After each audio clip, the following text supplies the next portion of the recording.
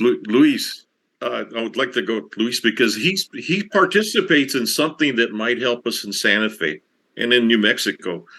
Every Tuesday, there's a meeting at St. Joseph's Catholic Church where they're teaching Spanish.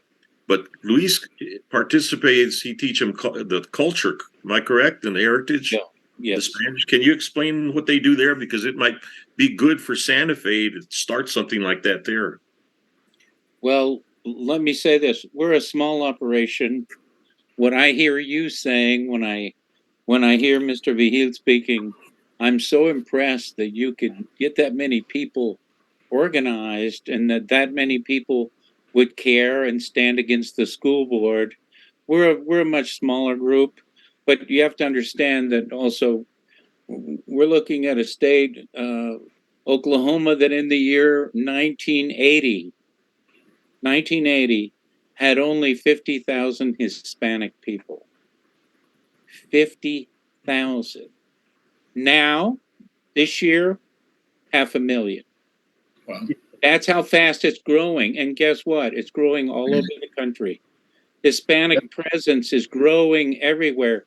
Even if a person, let's say, is not really that much in favor of preserving history, they have to understand that this country, the Hispanic presence in this country is growing so fast. Even the politicians can't believe it. Over 10 metropolitan areas now in the US have over 1 million Hispanic people. That's a lot of people. There's 60 million Hispanic people in this country. It's growing very, very fast. So even a person who says, well, I don't care that much about preserving history or traditions, which of course is nonsense and is foolish because it's a person closing his or her eyes to the past.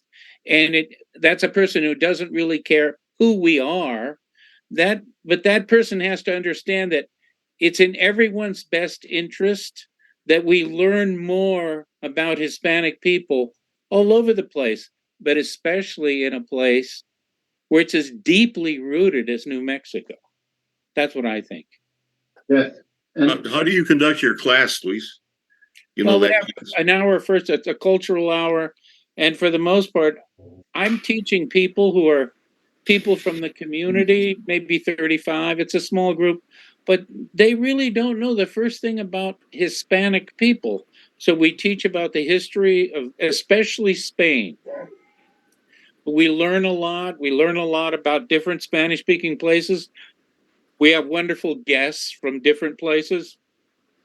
And then the second hour is devoted strictly to language. And let me say this, no matter what anyone says, you really need, especially in a place like New Mexico, you need to make sure that all your schools are teaching Spanish because look, if you lose the language,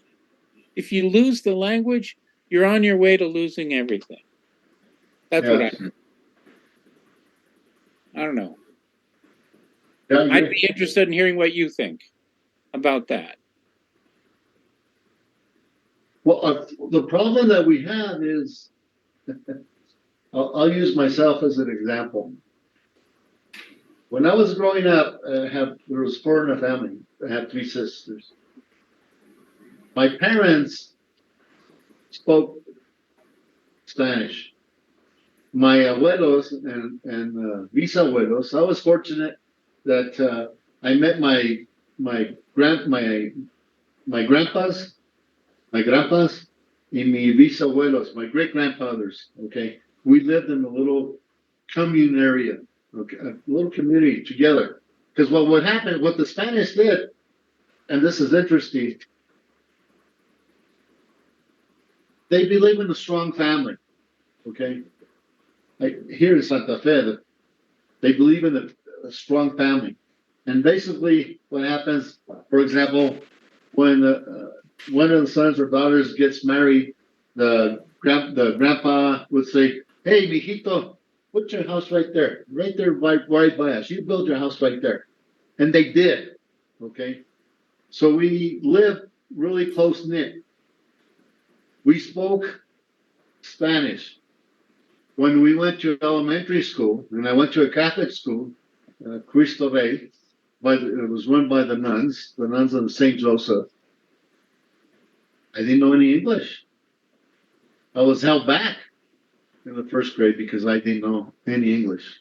So what has happened, and that happened to a lot of people my age. So unfortunately, what we did is we said, okay, I'm not going to speak Spanish at the house. So our kids didn't learn it. Okay. My kids, I didn't. My kids went out on their own and they learned it. In fact, my daughter went to Malaga, Spain, and she got one of her degrees is in Spanish that she got from Malaga, Spain. I never was had to pay for all that, so I didn't have the money to go visit her. But she got a degree in Spanish from the Universidad. And I forget what I can't remember what it is. Anyways, that's what has happened to us. We ourselves have not continued the Spanish language in our families. The schools don't teach the Spanish in our schools. They don't. And that's because we get teachers here that they think that other classes are more important, which they're not. Well, they didn't teach it even when I was a kid back in the '60s, though. So we didn't get it back in the '60s here. Yeah, We had kids speaking Spanish, yeah, and with us growing up, it was considered Spanglish because they would turn around and throw a lot more Chicano in there than actual Spanish. yeah, yeah, But you know, yeah. like I said, we didn't even get that as far as learning the language in school unless we specifically requested the class. Yes. Yeah. But is what I So see is like that right now, I've got neighbors right now that are next door. They came from Old Mexico. Um, the ones behind me are from here, and they speak Spanish, but like my neighbor next door says, it's almost like a different dialect. Um, yeah. from what they get down there at the border versus what we get up here in Albuquerque or in Santa Fe or the rest of the state. Um, so yeah, my attitude is it should be taught. I really do. I think it should be taught with as many people as we have that speak Spanish and are from Mexico and from areas that don't speak English. We should have that on our agenda. I mean, our state is heavy that direction. But, you know, I can't see it going on in New York, but I can see it going on here. The beauty about Santa Fe and the surrounding area is that our language never grew. We still speak a very old Castilian. It's never grown. I have family that still live in Spain, and when I talk to them, they say, su idioma es antigua, and basically it's an antique language, and that's what makes it special because it's never grown. We never were in Spain learning different dialects. The list isn't there in our language where it is over there. So that's that I've always seen it's beautiful that we still speak that, but we find ourselves learning other dialects now because we can't communicate with the other ones as well. But I've been seeing our culture become silent and complacent. And when growing up, the Raza Unida was huge all over, from California to Florida. It was huge, and that's disappeared. The big Chicano movement disappeared. I've been seeing just not only in Santa Fe, but as far as California, that it's just become silent. Why, I don't know. Back to the school boards driving it out. My opinion of Probably, the school it's boards is probably they've done everything they Yeah. can to basically erase history and okay. mislead and misconceive what actually occurred. It's like they're trying to write their own history or create something that never actually existed. Um, But it's sad that just recently that George Floyd incident pretty much whitewashed America.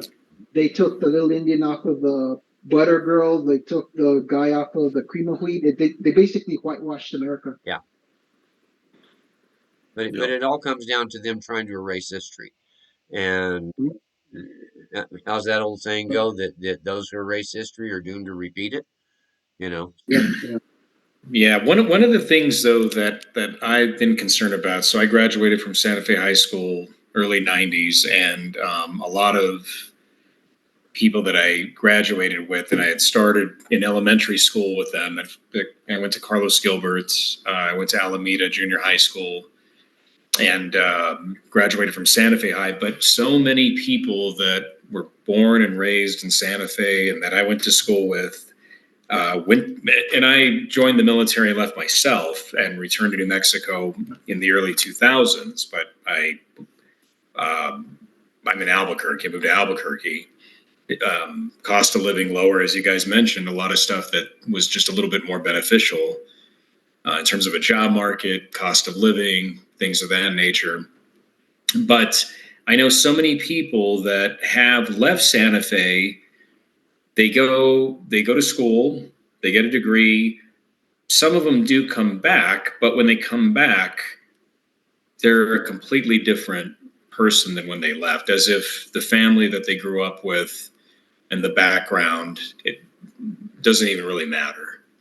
I mean, in some ways they embrace it, but not to the, but again, as you guys were saying, they are very complicit in allowing, that's why Weber got elected, right? I can't understand how somebody from Portland that has no interest in understanding Santa Fe culture can actually win, that race. It's mind-boggling that could actually happen. That can be influenced by where even many native. And I find it interesting because I know so many people too that they recognize the issues there, but again, they continue to vote the same way. And voting that same way leads to the policies that you're talking about, where it's a rip away of culture. I can't understand that thinking whatsoever at all. Let me say a couple of things that you mentioned about what you mentioned about. Why did Weber win? Initially, he won because he was an outsider. People thought, well, maybe he'll come back and have new ideas and all that type of thing. Okay, he won this, but the main reason why he won is because the city council, they changed the rules of voting. Okay, we now have a voting system that is it's called ranked choice. Okay, ranked choice, you can vote for more than one person. Okay, we are used to going, and if there's 3 people on the ballot, we're only going to vote for one. Ranked choice tells you you can vote for number 1, number 3, or number 4. You can vote for all 4 of them. Okay, people were confused when they put their ballot in. When they only had one person in there, the ballot was rejected. Then they were told you have to vote more than once. Okay, they don't have to. We have a right to, if we want, only to vote for one person. But the people, and I wrote to the Secretary of State and the clerk, the city clerk, and the county clerk, and I asked them to explain the ranked choice voting system to the people because they didn't understand. So supposedly the way it works, okay, so you vote for number 1. Okay, he has so many votes. Then this other person had all these other votes too. And then they add him to number 1. It's very confusing. We don't know today. We still don't know how. Do you know how it works? And he works over there at the county. He's the county treasurer. He was a county treasurer, now the deputy. The deputy. And the people still don't, and they get discouraged.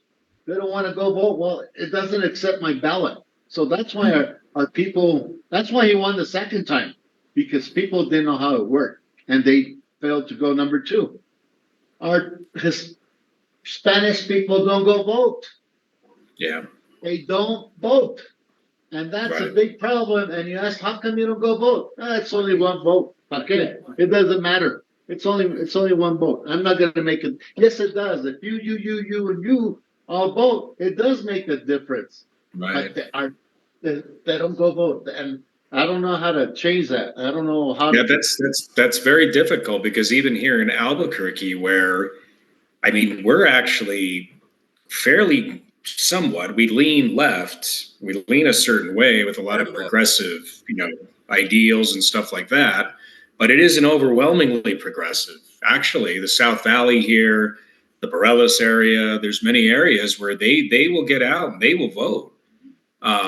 And a lot of times that leads to runoff elections here as well. So there's always, in a way, and I think it is the Hispanic population in Albuquerque that they will actually get out and vote for politicians that they do believe are embraced. That does not get ignored here as much as it does up there. No. Yeah. One of the Over here, rubs Which is right now. surprising. One of the rubs right now on that, John, is the gerrymandering that they did. Basically, the South Valley of Albuquerque is primarily Hispanic. Okay, I don't care which direction you go, you're going to be running into Hispanic families everywhere you turn down here. Now, when they gerrymandered this, they took the vote from the people who live down here in the South Valley away and gave it to the hard left. Okay, Mm-hmm.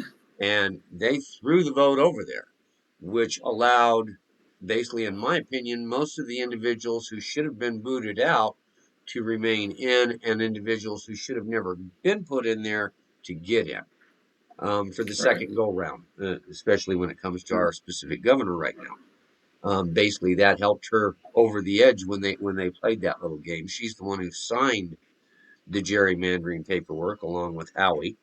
Um, but yeah, most of our Spanish people here lean conservative, and They you do. and Yeah. when you get into the heights, you cannot get them to get out and vote.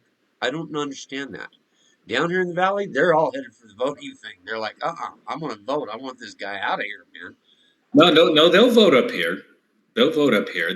Yeah. I mean, the Northeast Heights area is fairly conservative as well, and the Hispanic population that lives up here that I know of is actually really conservative. Well, that's good. Yeah. So the church that I go to, Saint Bernadette, which is right off Indian School and Juan Tabo, has a big, obviously Hispanic congregation, and they talk politics all the time. They also talk about the downfall of Santa Fe, which is tragic to me, especially as somebody. I mean, I was born in Albuquerque, but I grew up there, and my mother's from there. So it is heartbreaking to hear about a lot of the conversation that does occur with a lot of Hispanics here in Albuquerque that do view what's happened in Santa Fe as a real tragedy. It is a shame. It is. Mhm. Do you remember that song, Imagine, by John Lennon? Yeah. New Mexico, Yeah. and especially Santa Fe, is living that now because there is no heaven, there is no religion, there is nothing that is organized or traditional anymore in Santa Fe. That's what's destroying the culture there. Well, aren't they tearing apart the plaza down there? Pardon? Aren't they tearing apart the plaza down there where they do all the trading and all that stuff? They're trying to revamp that. Yeah, And put a bunch of the rich plaza people doesn't in? belong to the people anymore like it used to. But if they bring the people back to family and religion in Santa Fe, I think it can be cured. But I don't know if that's possible, especially in light of all the elites that live there now that are actually '60s hippies that brought their philosophy from the '60s into Santa Fe, and little by little tore down the traditions in our heritage and especially our history. Right. Our history is being attacked by revisionist historians all the time. Our religion is being attacked because we've become so secular there because of all the teaching and the canceling of people's ideas and thoughts that are Hispanic. And it won't be long before we're just a past history of Santa Fe, kind of like the Spaniards were when they were run out of Mexico back in the 1800s. Before that, the Spaniards had created a really good economy. They had colleges and schools there. They educated all the natives. It was mandatory, I think. They had farm co-ops that they had created, banking system, and they were really good administrators. They weren't just Montezuma's torturers. They were very good administrators, and they were run out. A lot of them landed up in New Mexico, Santa Fe, other parts of the Southwest. But I think if we find a way to stop being canceled by all of these cultures out there that aren't ours, that aren't really cultures, they're really cults, that maybe we can save Santa Fe. I don't know. What do you all think? Well, I think we can save New Mexico because I'll always argue, and I know like up in Santa Fe with Weber, and you're right about the ranked choice voting and how that can confuse people. But look, this is one of the reasons in New Mexico when we have a governor's race that you always get candidates that have hyphenated names. You know, they know that the name is going to carry them. Michelle Lujan Grisham, right? I mean, there's the name. It's because that's going to attract. And I'm not saying it's just all about the name, but that's going to attract a lot of Hispanic voters, of course. I mean, even here in Albuquerque, was it Manny Aragon, Jody, right? I mean, Eddie Aragon, who ran against him. I like Eddie. I know Eddie. But Manny would have won that race had he not jumped in. And sadly, it did go to Tim Keller. So I think the Hispanics will respond to candidates that will discuss culture. I think we can turn it around because, again, on a statewide level, with the exception of Gary Johnson, and I know we had, who honestly, I think a Hispanic candidate that does embrace cultural values in New Mexico, I think they can win. I think people will go out and vote. That's why they jumped on Susana Martinez, is the fact that she was Spanish. Okay. Yeah, she was a conservative who was Hispanic that won, right? We don't have problems getting people with Spanish name elected here as governor. The trick is getting the ones that are actually going to do something for the state other than try to do revisionist history and erase everything. And they're all into this progressive thing of we want new, we want all this old stuff to disappear, and we want to make it look like it's new. Right. And it's like, no, that doesn't work. Well, that's why in a way what's sad about Santa Fe is that you get this group of people that come in, they embrace, the scenery's beautiful, they talk about the culture, as was mentioned with Santa Fe style. That's exactly true. But then it's almost like this illusion, right? Like we enjoy all these things around here, but it has, we're going to ignore it. We're going to try to get rid of it. And you're like, well, it's what brought you here in the first place. I mean, and bizarre, just really bizarre. I had a guy that I worked with over at SCD Labs. He came here from Cuba. This was about, 15 years ago. And he was working with me in the labs, and he kept talking about how we needed to change our laws and our rules and our regulations. And he kept telling me how we needed to institute all these totalitarian type rules and regulations and laws. And I asked him, I said, why did you come to America? For the freedom. I said, but you're here and you're trying to take the freedom away from everybody. And he says, well, I don't like it here. I said, then why are you still here? Why don't you go home? He says, well, I don't like it there either. He says, but here I get, extra money and get treated good here. He says, there I wouldn't get treated good. And I said, but yet you want to change it into the same place you left? And he said, no. He says, we want different leaders than Castro and that type. And I was like, you don't make any sense here.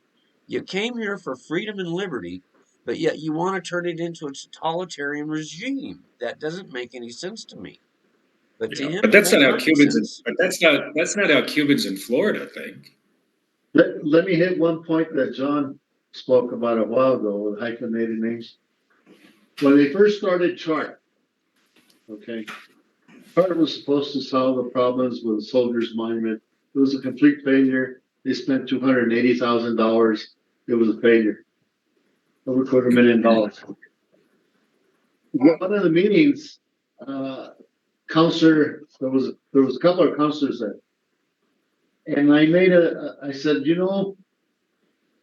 Counselor Carol Worth.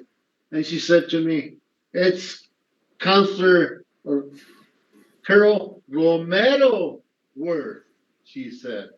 Okay. She made a point for me to include her Spanish name, Romero. Okay. Right. And she did it very forcefully. And I says, I'm sorry, Counselor Romero Worth. Okay. That's what you were talking about, and that's what Absolutely. Well, Michelle, even, Michelle Garcia Holmes, Michelle Lujan Grisham. Yeah. Yeah. I mean, because they know the name will carry them very far. Yeah. Yeah. With that demographic. Yeah. Okay. Let me tell you what's happening with it. Nobody stood up to the mayor except our organization. Okay. When this happened, me being the president and trying to fulfill one of those pillars for the show protection, I went to my board and I went to the general membership. I said, we need to abide by our pillar of protection. Nobody's doing anything. I said, what do you all think about suing the mayor and the city? And they said, do it. Do it. So we sued the city and the mayor and the city, because the mayor allowed that soldiers monument to be torn down. And those, and I please look at Eli's videos. It will tell you everything. It's very, very, very important that you look at those so you'll fully understand. What we've been saying is just a little bit, but he'll show everything and how things have happened here in Santa Fe. We sued the city. Now we're going on the third year. Okay.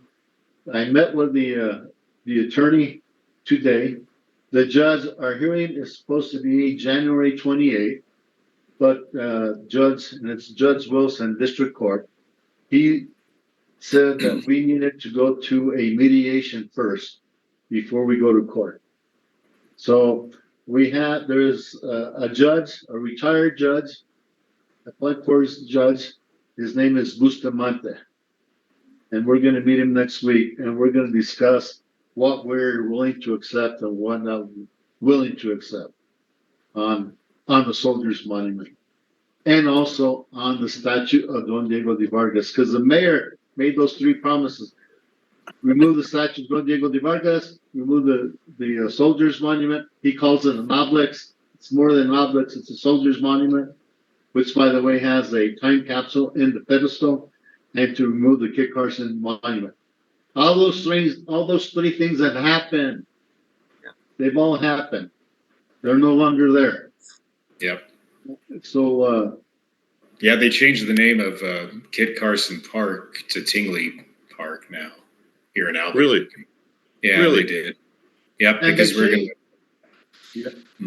Okay, I the understand. Redskins And threw they it out changed, for vote the other day to turn around and have their name restored. So, Yeah.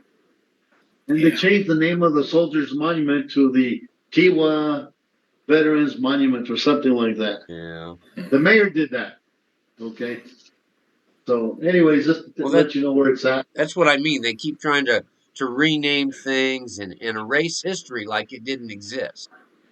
And Yes, that's what it we're is. getting the same thing from the schools. Right now, we've got the head of APS was on the news the other day talking about how two of the individuals who are running for the APS board don't believe in the woke ideology or the critical race theory or any of the stuff that they're trying to teach, and how they should be blocked from running for the school board. And I'm like, this is coming from the president of the school board? Are you serious? You know, so yeah, they're trying to erase history. They're trying to rewrite it the way they think it's supposed to be, rather than how it actually is. And I'm not Let me sure tell how to you how fight back against that, except to do things like get on the school board and vote. That's the only Well, thing that's that's, the way to you know. do it. Let me tell you how the Santa Fe Public School does it. When they do their minutes, they post them on the building's doors. As you walk into the building, they post them there. Okay, and then they post them on the webpage. That's all they do. Okay, so people don't know what subject's going on unless you go to their webpage, and unless you go to the administration building and see it on the door. They do it secretly. I say it's kind of secretly, and they're not transparent. Okay, they don't want people to attend their meetings. They don't want people to know what they're going to be voting on until it comes out. They vote on whatever they vote, and then we find out about it. But by that time, it's too late. Yeah, county So commissions do the same thing to us. They'll turn around and yeah, have votes in secret, have meetings in secret, and not tell the public. And they keep getting called out on the news for violating the rules and regulations when it comes to having it open to the public, because they keep doing these little closed door sessions to vote whatever they want to vote and make sure yeah, nobody else is executive going to show sessions. up. Yeah, they always have an executive session. Yeah. But didn't the Archdiocese of Santa Fe change the name of La Conquistadora to Our Lady There's of another Peace? one. Here we have a new priest. Not a priest, the Archbishop. Okay, the Archbishop Webster. He's the one that changed the name for either from La Conquistadora. They took out the name Conquistadora and they named her What Lady. they name her, Linda? Lady. Lady of Anyway, Peace, wasn't it? well, that's one or another name, but I can't remember. But during the fiestas, during those fulfilling those promises, the Friday of the beginning of the fiesta, there's what we have as a Perdón mass, a mass at 6 o'clock in the morning. Okay, the people that go to that mass have not accepted that. They still use La Conquistadora instead of using, even though the Archbishop said use this other name, the people don't accept it and they still use La Conquistadora. Good. Like the professor says, they're not perfect either. They make mistakes, Sure. and when they make a mistake, then we don't have to abide by them. That's the way I see Yep. it. Right. Yeah. Yeah. So the Exactly. people don't use that name, the name that he said. Right. These are all overcorrections Yeah. of history. That's not to say you don't acknowledge, but what they're doing is they're in this attempt to change and rip away everything. They're trying to overcorrect rather than looking at it. I just had a class the other day, and they, one of the students that I had in the class brought up about, I can't remember what town it was in, but there's a movement to get George Washington's statue removed from this school.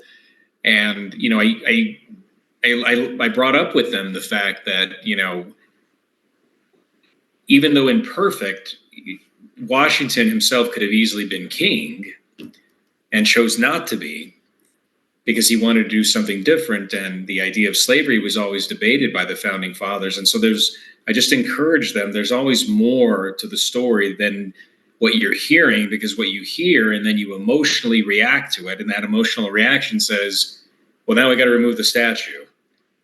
Instead of looking, yeah, sure, there's faults. Every man has faults. I also bring up the fact that we think of ourselves that had we lived at that time and been in charge of things, that we would have been so much more righteous than those people that lived then. Had I lived then, it's kind of like the idea of communism. You have people that have fled communist nations. It's failed everywhere, and yet somehow, especially with younger people, it's, well, that's not that's not the real communism. And have you ever talked to somebody that has fled a communist nation? I mean, they'll tell you what real communism is. And so there's this thinking that somehow we would have done it so much more better. Yeah. Well, let me give you an example of that here in Santa Fe. The Soldiers Monument, again, is to honor soldiers that gave their lives and fought in 2 battles, Glorieta and Valverde. 1876, the legislature appropriated $15,000. Not much today, but a lot back then, of course.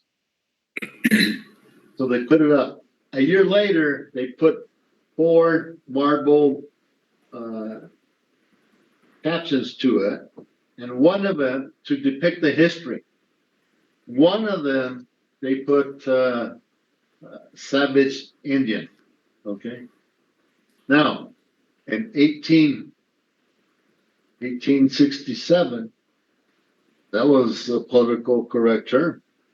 As we well know, it's not today. Okay. It's not. In 1970, that word was chiseled out. So since 1970, that word has not been there. But what happened to us is that the Red Nation and the Three Sisters used that, and they hijacked our soldiers' monument and said that our monument was a racial monument and it was against the native people. And that's when the mayor agreed with him, and that's when he promised to take it down. So, Yeah. all they had to do is take off that one plaque. Well, see, Right. the Red Nation is also the ones. It was started by the Lakota Sioux.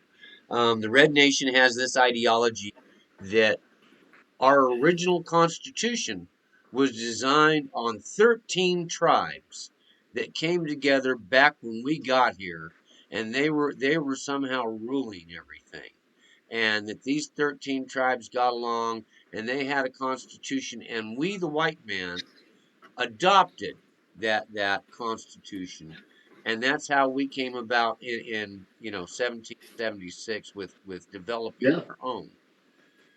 Okay, if you they're go a back and radical you read group. the In history fact, books, they didn't have no constitution. These people were fighting amongst themselves. I mean, yeah, for God's sakes, they don't do it. is all you got to They do don't is do watch anything some in of the old writing. movies. There was no constitution they had. There was no 13 different tribes coming together and having a council. They were coming together trying to kill each other. Okay? So they can sit Their there and show histories, that, but it ain't going to work. yeah, their histories word of mouth, passing down. Okay, and we all know that by word of mouth, things change from person to person. Yeah. But that they didn't until Spain came around. They didn't have any writings. Now, I don't know if you know about this, but in La Española last week, 5 years ago, they tore down the statue of Oñate. Okay. Remember I said Oñate came here back in 1592? Yep. Well, they built the statue to honor Oñate. Right. The natives cut his foot off. They welded it back on, and then they protested, the Red Nation and the Three Sisters, and they removed it. So it was removed. It was in storage. Last week, they were going to dedicate it, and they're going to put it on the county office, city hall, county house, Complex. county complex. Okay, they're going to place it on there. The Red Nation Three Sisters protested. I don't know if you saw it on TV, John, because they were on TV in Albuquerque, and they protested and protested. They protested. The two commissioners, pulled their boat to put it back up. Yeah. So they didn't put it up it was going to be placed there on Wednesday. On Tuesday, they pulled their boat and it died. Not all the people knew because it was at the last minute that was not going to be dedicated. So some people went over there, but there was nothing going on, except that the Red Nation and the Three Sisters were around that pedestal celebrating that they won, that they were able to stop the Oñate statue being placed in there. But they pulled No, their support based on the sheriff who requested that they pull that because he was afraid of the reprisal. Now, naturally, that well, turned into an ugly scene with the gentleman with the MAGA hat shooting one of the individuals who was doing their thing. That it should have never gone that far. well, But what happened? Yes, it should have never. But if the sheriff did that, well, why didn't he have any people there? right, that's the question They everybody's asked them. asking. they asked him why. They asked him. I saw it on the news, and he says, "Well, how come you didn't have any sheriffs there?" He says, "This conference is over." Yeah, no Okay? more questions is what he said. No more questions. Yeah. Yeah. He could have had people there. See, now was that MAGA hat? Was that a plant there? Did they plant that on purpose or what? I mean, I haven't seen a MAGA hat worn by anybody in I don't know 4 years or so. Yeah. You know, I Um, haven't seen it. my personal opinion of the young man who did this is he's been in trouble with the feds here before. He's made threats against politicians. They've got him online saying, it's time for the Fed to be dead, shoot him in the head, that type of thing. He went there to instigate. He went there to cause problems. Now, my Yeah, question is he working for the other side or is he actually part of the conservative side? And if he is, what do you think you're doing? Knock that garbage off. You're hurting the cause, you know? they asked me. He says they asked me, "Were you related to, or do you know that guy that did that?"